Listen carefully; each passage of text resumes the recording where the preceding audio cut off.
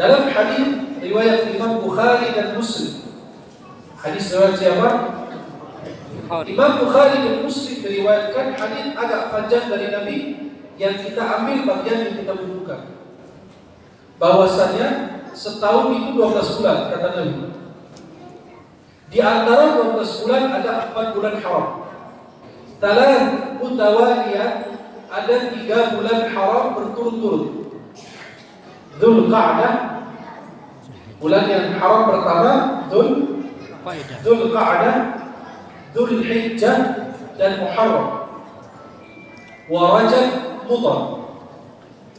Baina Jumada wa Sya'ban. Ada 3 bulan berturut-turut, Dzulqa'dah, Dzulhijjah, Muharram, dan ada bulan sendirian letaknya antara Jumada dan Sya'ban, itu yang disebut Rajab Mudhar. Kenapa disebut Rajab Mudhar?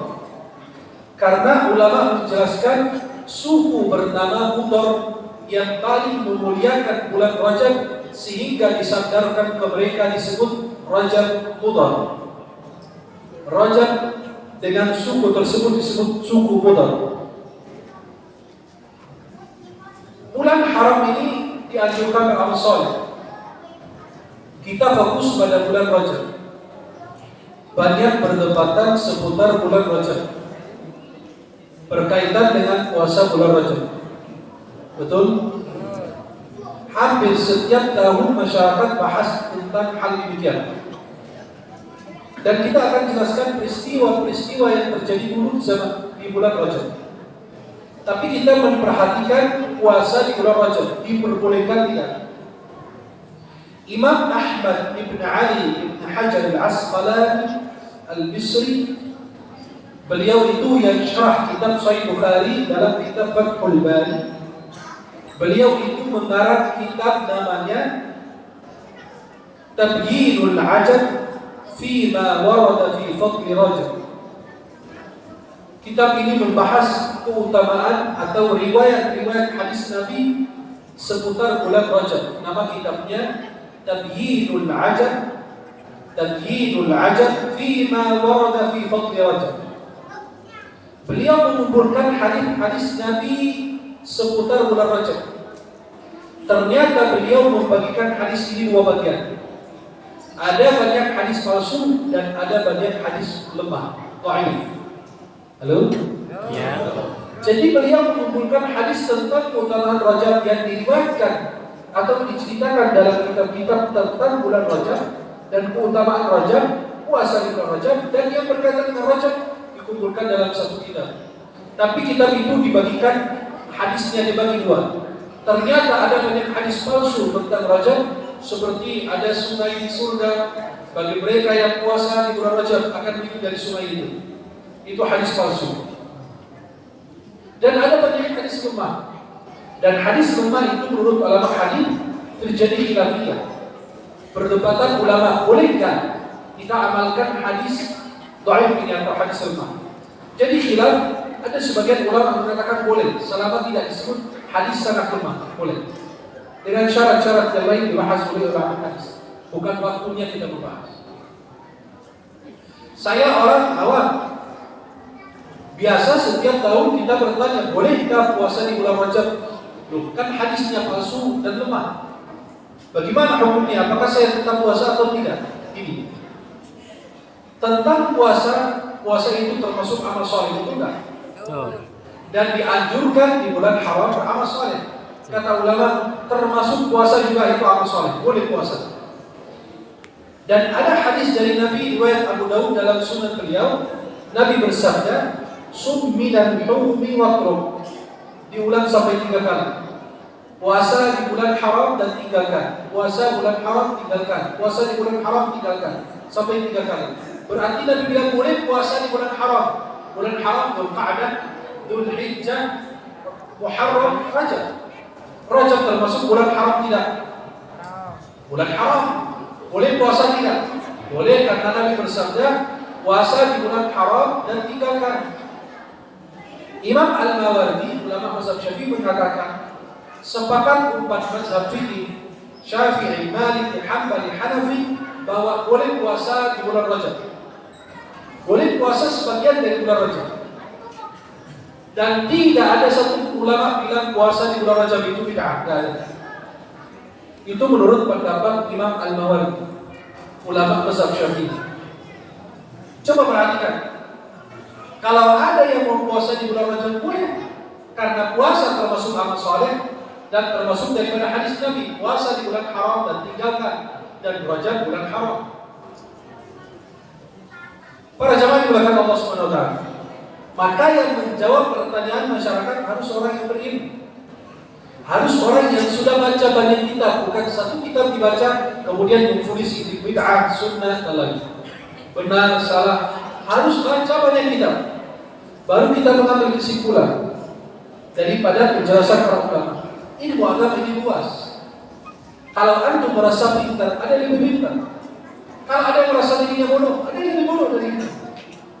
Akan tetapi kita dianjurkan mencari guru yang tepat agar tidak merusakkan agama kita, pemahaman kita.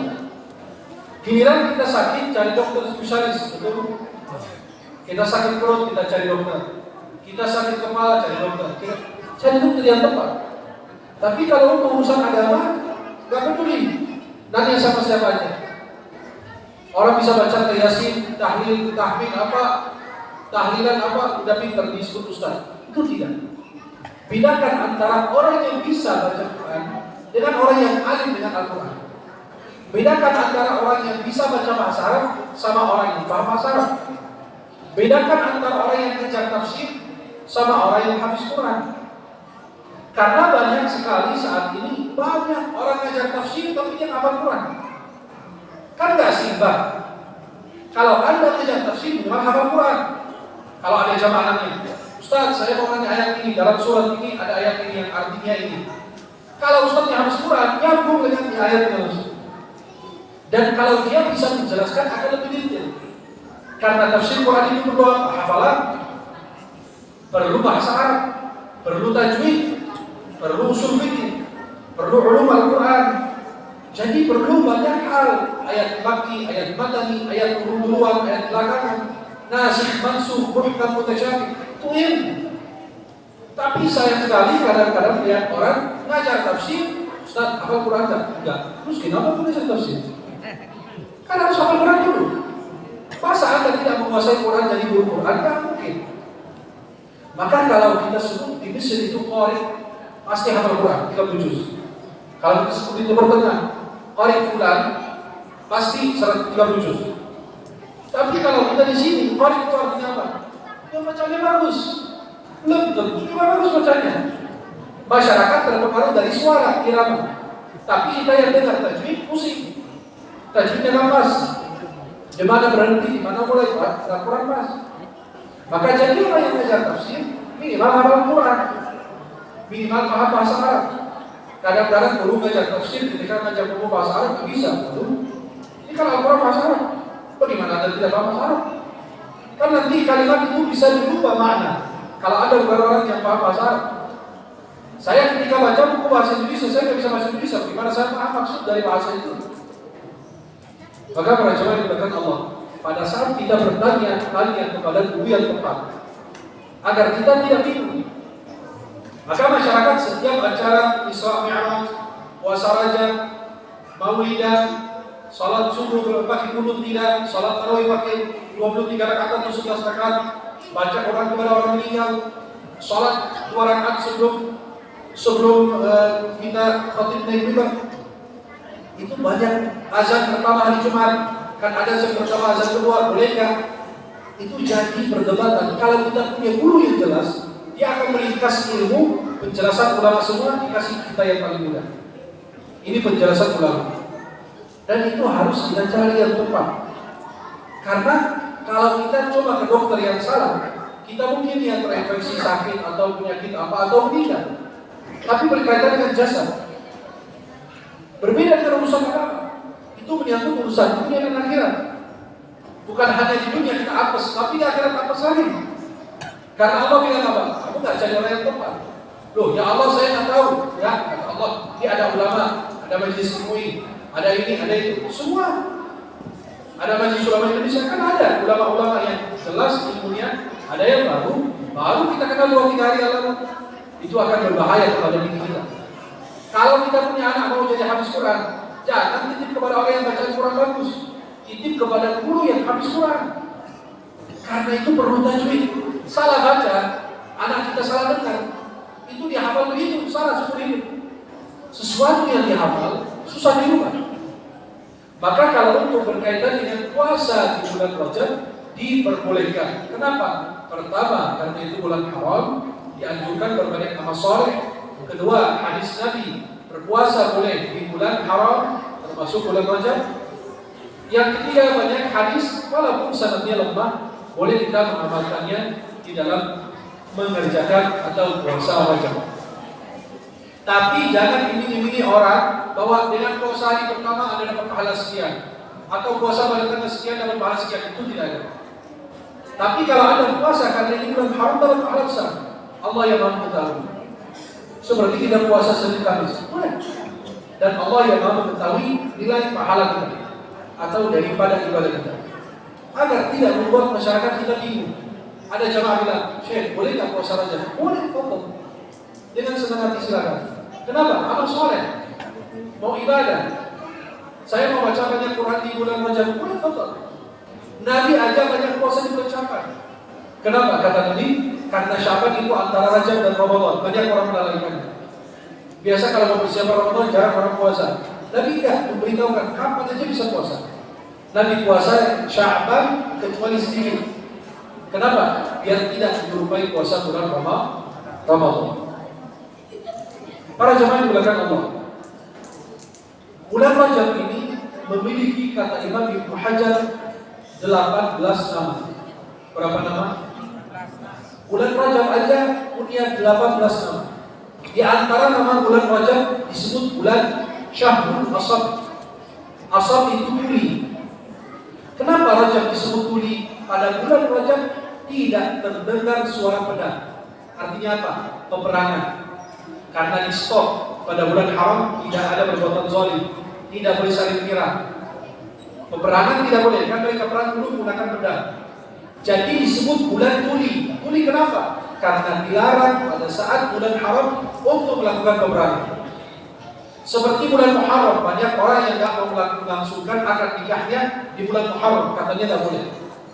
Siapa yang bilang tidak boleh? Yang tidak diperbolehkan hanya peperangan. Tapi kalau menikah boleh, Ramadan aja Anda nikah boleh. Akadnya siang hari, baru malam hari urusannya beda. Jangan akad siang hari dia hajar, tidak bisa. Kena langsung denda 60 hari. Hari 59 batal, ulang lagi dari awal, kurus orangnya. Maka yang mau lihat syar'i, silakan berhubungan dengan istri siang hari Ramadan. Puasa 60 hari. Batal tanggal 59, ulang dari awal, dari nol lagi. Lama-lama jadi kurus. Maka para jemaah yang dimuliakan Allah, bulan Rajab itu memiliki 18 nama. Di antaranya disebut Syahrul Asab, bulan tuli. Tidak terdengar suara pedang, suara peperangan di dalamnya. Ada peristiwa-peristiwa yang terjadi di bulan Rajab. Di antaranya apa? Terjadi perang terakhirnya Rasulullah di bulan Rajab. Perang terakhir Nabi Muhammad SAW di bulan Rajab namanya Perang Tabuk. Perang apa? Tabuk. Itu perang terakhir Nabi. Dan Nabi ikut peperangan. Perang pertama Perang Badar. Perang terakhir Tabuk. Tabuk itu di bulan apa? Di bulan Rajab. Tahun berapa? Tahun 9 Hijriah. Tahun berapa? 9 Hijriah. Karena Nabi haji tahun 10. Nabi wafat tahun 11. Jadi perang Tabuk terjadi di bulan Rajab tahun 9 Hijriah. Ada peristiwa lagi di bulan Rajab, ada. Salahuddin Ayyubi membebaskan, menaklukkan Baitul Maqdis dan membebaskannya dari orang Salib. Orang Salib. Di tahun berapa? 583 Hijriah. Salahuddin Ayyubi membebaskan Masjid Al-Aqsa dan Baitul Maqdis dari tawanan dari orang-orang Yahudi atau orang Salib pada tahun 583 Hijriah. Sekarang Masjid Al-Aqsa dan Palestina dijajah oleh Zionis Israel itu hampir 50-an tahun. Sampai saat ini belum muncul Salahuddin Al-Ayyubi yang bisa memerdekakan, yang bisa membebaskan, belum ada. Nampaknya ibu-ibu sekarang tidak bisa melahirkan seperti Salahuddin Al-Ayyubi lagi. Ibu-ibu sekarang bisa melahirkan penyanyi dangdut, pemain bola, artis, bintang iklan, ya. Itu banyak, tapi nampaknya ibu-ibu susah. Kata ulama, rahim wanita sekarang susah melahirkan seperti Salahuddin Al-Ayyubi lagi. Kenapa? Karena pada saat istri lagi hamil anak dalam kandungan, yang didengar bukan sholawat, bukan ayat Quran, bukan kajian, tapi yang didengar adalah cinta satu malam. Ya, sakitnya itu di sini. Nah, itu jadi subhanallah, anak-anak kita lahir udah nggak ada kejelasan. Kenapa? Orang tua dulu ngayunin anaknya baca sholawat, betul nggak? Sekarang dibacain apa? Kan dibacain apa? Cuma kasih dengar lagu. Maka sekarang sampai ada alat itu kita taruh anak, dia goyang sendiri. Mana kasih sayang orang tua diletakkan di peluk, dikasih sayang. Nah sekarang dikasih di alat, itu ditaruh ada alat. Udah kayak mainan, kayak boneka arwah. Lu tahu boneka arwah yang kemarin itu? Boneka arwah yang diperlakukan seperti anak sendiri. Padahal itu boneka, bukan ditanamkan arwah, tapi malah ditanamkan jin di dalam nauzubillah min. Maka terjadi di bulan Rajab tahun 583 Hijriah, Salahuddin Al-Ayyubi membebaskan Baitul Maqdis. Peristiwa terjadi di bulan Rajab adalah peristiwa Isra Mi'rajnya Rasulullah Muhammad sallallahu alaihi. Isra Mi'raj itu terjadi kapan? Kata ulama, mayoritas ulama bilang terjadi 1,5 tahun sebelum Nabi Hijrah. Isra Mi'raj terjadi 1,5 tahun sebelum Nabi Hijrah dan terjadinya di bulan Rajab. Dengan khilaf para ulama tanggal berapa pasnya, wallahu a'lam. Ada yang bilang pertengahan, ada yang bilang tanggal 17, beda-beda khilaf ulama. Jadi Isra Mi'raj terjadi 1,5 tahun sebelum Nabi Hijrah. Tapi Imam Al-Qadhi Iyad, beliau pengarang kitab Asy-Syifa, diterjemahkan bahasa Indonesia. Beliau mengatakan Nabi Isra Mi'raj itu di bulan Rajab diperkirakan 1,5 tahun sebelum Nabi Hijrah. Apa arti dari Isra dan apa arti dari Mi'raj? Arti dari kalimat Isra itu dalam bahasa Arab artinya as-sayru lailan, berjalan di malam hari. Maka kalau antum dari sini ke sawah atau ke kebun atau kemana, ya itu disebut Isra. Kalau berjalan di malam hari, ya dari sini kemana jalan kaki itu di malam hari disebut Isra. Kalau dari sini naik ke atas rumah, Mi'raj. Jelas? Itu secara bahasa. Isra berjalan di malam hari, Mi'raj naik ke atas. Maka kalau naik menara masjid itu habis dari mana? Habis dari Mi'raj tadi. Wih, kayak Nabi Muhammad ada. Tapi bedanya saya dengan Nabi pakai buruk, kalau saya pakai kaki. Jadi Isra Mi'raj itu artinya adalah berjalan di malam hari dan naik ke atas. Karena beliau berjalan di malam hari dari Masjidil Aqsa, Masjidil Haram ke Masjidil Aqsa. Mi'raj dari Masjidil Aqsa ke Sidratul Muntaha, naik ke atas. Apa sebab terjadinya Isra Mi'raj? Kenapa terjadi peristiwa ini? Di antara terjadi peristiwa ini, Allah ingin menghibur Nabi Muhammad karena mengalami kesulitan dan kesedihan di tahun yang sama meninggalnya Abu Thalib paman Nabi dan Sayyidah Khadijah istri Nabi. Nabi merasakan kesedihan yang sangat dalam, sehingga Allah ingin menghibur beliau. Ya Rasulullah, kalau engkau bersempit ada di bawah bersama saya, aku akan menyambut kedatanganmu. Bahkan aku bangkitkan seluruh Nabi untuk menyambutmu. Maka beliau bertemu dengan Nabi Adam, Nabi Idris, Nabi Ibrahim, Nabi Yusuf, Nabi Musa, Nabi Isa. Itu Allah menyambut kedatangan yang mulia SAW. Kemuliaan untuk Nabi yang tidak terjadi bagi Nabi yang lain, Allah hidupkan para Nabi dan Rasul kecuali Nabi Isa, diturunkan dari langit agar mereka diimami oleh Rasulullah di Masjidil Aqsa. Itu kemuliaan. Kita bangga punya Nabi Muhammad sallallahu alaihi. Kita bangga punya beliau, tapi beliau bangga dengan kita atau tidak? Itu pertanyaan. Kita rindu Nabi, kira-kira Nabi merindukan kita atau tidak? Wallahu a'lam.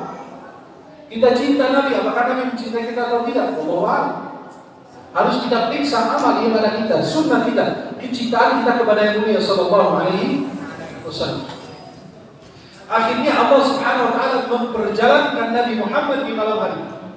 Coba Allah berfirman di surat Al-Isra. Surat Al-Isra itu disebut surat Bani Israil dan disebut juga surat Al-Isra. Allah berfirman, Subhanalladzi asra. Subhana dalam bahasa kita kalau ada sesuatu yang mengajukan, Subhana Maha Suci. Allah ingin berpesan, sucikan Allah dari segala kekurangan, karena sesudah kalimat Subhana, Anda akan diceritakan sebuah peristiwa tak masuk akalmu, maka sucikan Allah dari segala kekurangan. Bahwa Allah qadir, Allah mampu. Subhanalladzi asra. Asra artinya Allah memperjalankan Nabi, bukan Nabi jalan sendiri.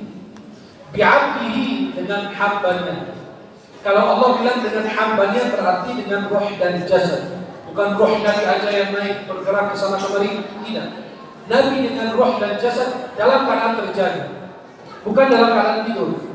Karena kalau Isra Mi'raj itu terjadi di dalam mimpi, gak ada yang protes. Halo? Ya. Kalau saya cerita tadi malam saya lagi makan malam tidur di mimpi, ada yang protes tidak? Saya tadi siang tidur, saya mimpi makan siang di Australia, ada yang protes tidak? Kenapa tidak? Karena mimpi. Maka kalau yang terjadi Isra Mi'raj itu cuma hanya mimpi, gak ada yang protes. Tapi karena kenyataan terjadi dalam keadaan terjaga dan dengan roh dan jasad, maka mereka mulai protes yang gak masuk akal. Sampai semua ada banyak orang muslim murtad, gak masuk akal. Sayyidina Abu Bakar bilang apa? Lebih jauh dari itu saya percaya kok. Maka disebut Abu Bakar As-Siddiq, diberi gelar As-Siddiq radhiyallahu taala anhu Allah. Bihamdihi, dengan hambanya. Lailan. Kenapa Isra Mi'raj itu terjadi di malam hari? Halo? Halo. Isra Mi'raj kenapa tidak terjadi di siang hari? Sibuk. Nah, tapi Nabi nggak perlu sibuk. Nabi itu bagi murah, tinggal ke atas saja. Beda dengan Palembang, sibuknya apa macetnya di mana-mana. Jadi kalau terjadi di siang hari, semua orang lihat, nggak ada yang bisa mendustakan. Tapi karena terjadi di malam hari, ujiannya di situ. Sesuatu Anda tidak lihat, tapi Anda percaya itu lebih mantap dibanding orang yang lihat langsung. Kita tidak pernah lihat siksa kubur, tapi kita mengimani, kita percaya. Jadi Anda dapat pahala berlipat dibanding mereka yang sudah menyaksikan langsung. Maka terjadi di malam hari agar menjadi sebuah ujian bagi orang beriman. Siapa yang percaya, siapa yang tidak. Kan kita nggak pernah lihat Nabi Muhammad, betul? Nggak pernah ketemu Nabi. Percaya nggak Rasulullah ada? Percaya, walaupun nggak pernah lihat. Maka antum ini dapat pahala berlipat dibanding sahabat. Karena sahabat hidup sama Nabi lihat langsung. Beda dengan kita yang hidup di zaman jauh dari Nabi, tapi kita beriman kepada beliau, kita percaya dengan ucapan beliau, kita mengimani apa yang disampaikan Rasulullah Muhammad sallallahu alaihi wasallam. Allah memperjalankan Nabi di sebagian malam, sebagian. Kenapa malam hari? Malam hari waktu kita bermunajat, waktu kita berdoa. Salat terbaik sesudah salat 5 waktu adalah salat malam. Salat tidak ada niat. Salat yang terjadi di waktu yang gelap, salat ikhlas, tidak ada niat. Subuh, isya, dan salat malam, tidak ada niat. Orang yang niat mau lihat orang, mau dipuji orang. Sedangkan kalau berjalan di waktu yang gelap, dapat cahaya yang sempurna di hari kiamat. Itu sabda Rasulullah Muhammad sallallahu alaihi wasallam. Dari Masjidil Haram ke Masjidil Aqsa, dari masjid ke masjid. Umat ini sangat membutuhkan masjid. Pusat peradaban umat adalah di masjid. Kita belajar di masjid, menyelesaikan urusan duniawi rumah tangga di masjid. Maka di Masjid Al-Azhar di Mesir ada bagian-bagian lajnah fatwa, lembaga fatwa. Orang yang ada ribut sama istri datang ke lembaga itu. Semua ada di dalam masjid. Mau ngaji datang ke masjid. Yang dalam perjalanan jauh istirahat di masjid. Jadi masjid itu adalah pusat peradaban. Ada sebagian masjid di Timur Tengah tidak dikunci, 24 jam terbuka untuk hamba Allah. Siapa pun yang mau berdoa, bermunajat di tengah malam. Kita lagi stres di rumah sama istri sama anak. Kita mau kemana? Ya ke rumah Allah. Tapi pas datang ke masjid, lagi diapain? Malam hari ini, karena manusia beda dengan zaman dulu. Jangan kau kaki-kakilan, sandal aja yang di depan pintu hilang. Ada seorang penceramah masuk ke dalam salah satu masjid, bawa baru beli sepatu baru tuh, gigi lepas di luar, masuk ke baju keluar, nggak ada. Kurang ajar jamaah. Aku tadi ngajak mereka masuk surga, aku kasih ilmu, malah mereka sandal anak diambil. Ternyata yang ditinggalkan sandal yang jelek. Kata jamaah, kan Ustaz bilang, ambil yang baik-baik, tinggalkan yang jelek-jelek. Maka orang itu ngambil sepatu Ustaz yang bagus, tinggalkan yang jelek-jelek. Kenapa bilang begitu katanya? Astagfirullah. Maka para jamaah yang dilakukan Allah SWT, Isra Mi'raj Nabi ini sebuah peristiwa yang terjadi hanya untuk Nabi, untuk yang lain tidak ada. Nabi mengendarai burak. Burak ini kecepatannya Allah yang Maha mengetahuinya. Burak ini kendaraan pada saat Nabi mau naik burak, bergetar burak itu. Apa kata Jibril? Dia mau naik burak. Tidak ada manusia lebih mulia yang akan naik di atasmu lebih dari Muhammad. Nabi dari Masjidil Haram ke Masjidil Aqsa ditemani Jibril, Allah hidupkan para Nabi dan Rasul semuanya. Jumlah Nabi berapa? 124.000 Nabi. Berapa Nabi? 124.000 Nabi. Dan Rasul jumlahnya 310. Nabi 124.000 Nabi dan Rasul 310 dihidupkan oleh Allah. Bayangkan semua ini salat dilakukan Rasulullah Muhammad sallallahu alaihi wasallam. Nabi mengimami mereka. Saya punya pertanyaan. Nabi mengimami mereka dengan apa? Salat apa? Berapa rakaat? Berapa rakaat Nabi imam mereka? 2 rakaat kan? Salat kan baru diwajibkan ketika Nabi Isra Mi'raj. Nabi salat apa itu? Halo? Kan Mi'raj pada saat Nabi di atas baru diwajibkan salat. Oh Nabi salat duluan, salat apa itu? Bagaimana kita menjawab? Kalau ada orang muslim datang, wahai orang muslim, di dalam cerita kalian bahwa Nabi mengimami para Nabi dan Rasul dengan rakaat. Bagaimana masuk akal? Padahal Nabi baru diwajibkan salat ketika Mi'raj. Ketika di atas baru diwajibkan salat. Oh dia salat duluan, salat apa itu? Akhirnya terjadi apa? Ulama menjawab, dulu sebelum diwajibkan salat 5 waktu, Allah mewajibkan salat 4 rakaat dalam sehari. Kata Imam Nawawi dalam fatwa beliau. Apa menjawab beliau? Dulu di awal Islam diwajibkan 4 rakaat, 2 rakaat di pagi hari dan 2 rakaat di sore hari. Berarti salat yang Nabi kerjakan mirip dengan salat yang Allah wajibkan dulu 4 rakaat dalam sehari. Nabi habis mengimami mereka, udah mau naik Mi'raj ke atas, Nabi mengikat buraknya di tembok burak. Ada tembok di Masjidil Aqsa. Itu di situ ada tempat khusus yang Nabi ikat buraknya di situ. Tapi tembok ini digunakan dari luar untuk orang Yahudi. Orang Yahudi menggunakan tembok ini dan dinamakan tembok ratapan. Mereka berdiri di situ berdoa dan mereka tulis kertas-kertas diselipkan di antara celah-celah di dalam batu-batu yang ada di tembok tersebut. Mereka sebut tembok ratapan, tapi umat Islam bilang ini tembok burak dan diikat buraknya di situ. Dan ada musholla di situ, masuk ke tangga ke bawah. Musholla itu dibuka setiap hari Jumat habis salat asar. Dan di situ tempat Nabi mengikat burak sallallahu alaihi wasallam. Selesai Nabi imam, para Nabi dan Rasul, Nabi keluar dari Masjidil Aqsa. Diberikan 2 minuman oleh Jibril. Ada khamar, ada susu. Nabi pilih susu. Apa kata Jibril? Ya Rasulullah, kalau kau pilih khamar, engkau akan tersesat dan umatku akan sesat. Tapi engkau pilih fitrah. Fitrah adalah kesucian, adalah yang disebut dengan susu. Kemudian Nabi naik Buraq dan naik ke atas langit pertama sampai langit ketujuh bertemu dengan para nabi dan rasul, sampai langit ketujuh bertemu dengan Nabi Ibrahim bersandar ke Baitul Ma'mur. Baitul Ma'mur itu apa?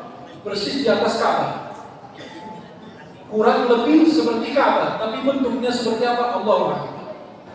Nabi Ibrahim bersandar ke Baitul Ma'mur dan Nabi Muhammad SAW naik ke Sidratul Muntaha dan berjumpa dengan Allah. Ulama dan para sahabat masih khilafiyah. Apakah Nabi lihat Allah secara langsung dengan mata kepala atau dengan mata hati? Itu jadi perselisihan para sahabat dan para ulama. Ada yang bilang Rasulullah melihat langsung, ada yang bilang enggak, dengan mata kepala, mata hati, dan ada yang bilang dengan mata kepala. Lalu Allah mewajibkan sholat 50 waktu. Kemudian Nabi Muhammad antara turun lagi ketemu Nabi Musa, antara Nabi Musa dan Allah sampai diringankan menjadi 5 waktu. Sholat subuh atau disebut dengan sholat fajar. Subuh, fajar sama saja, itu istilah. Zuhur, asar, asar itu disebut sholat wusta, sholat yang ada di pertengahan. Kemudian sholat maghrib dan sholat isya. 5 waktu diwajibkan oleh Allah, dan satu-satunya perintah Allah ke Nabi adalah sholat. Kalau zakat, puasa, haji melalui malaikat Jibril, kecuali sholat dari Allah langsung ke Nabi Muhammad sallallahu alaihi wasallam.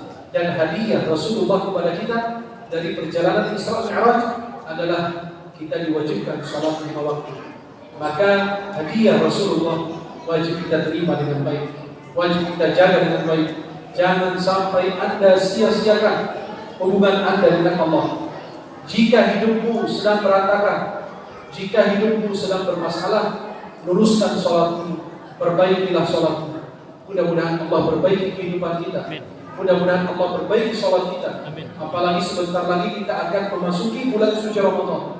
Siapkan diri Anda untuk berbanyak ibadah, berbanyak zikir, berbanyak baca Quran, berbanyak sholat sunnah, agar insya Allah kita menjadi hamba yang diridai oleh Allah Subhanahu wa Ta'ala. Mudah-mudahan pertemuan kita di malam hari ini diberkahi oleh Allah. Mudah-mudahan yang saya sampaikan bermanfaat. Mohon maaf atas segala kekurangan. Saya persilakan jika ada jamaah punya pertanyaan seputar tema tadi maupun yang lain, dipersilakan. Wallahu ta'ala a'la wa a'lam bis-shawab.